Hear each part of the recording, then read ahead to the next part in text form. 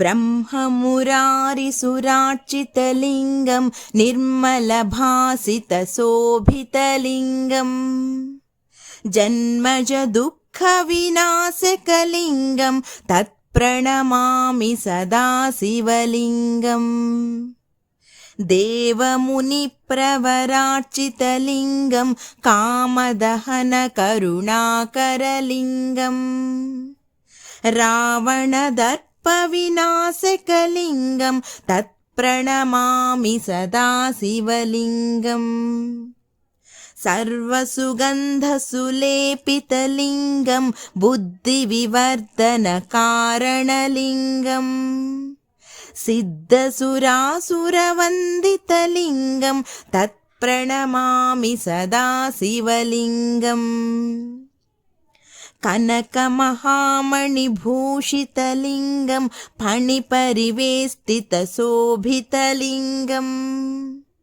दक्षसुयज्ञविनाशनलिङ्गं तत्प्रणमामि सदा शिवलिङ्गम्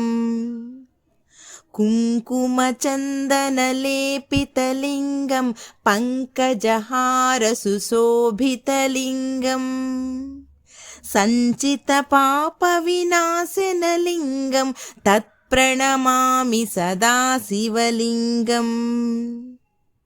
देवगणार्चितसेवितलिङ्गं भावैर्भक्तिभिरेव च लिङ्गम्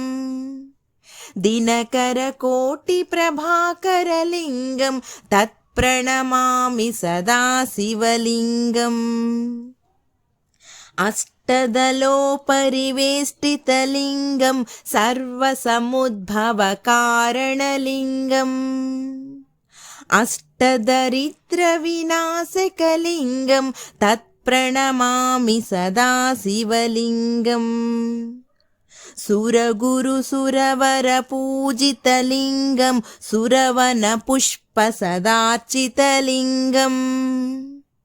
परमपदं परमात्मकलिङ्गं तत्प्रणमामि सदा शिवलिङ्गम् लिङ्गाष्टकमिदं पुण्यं यः पठेत् शिवसन्निधौ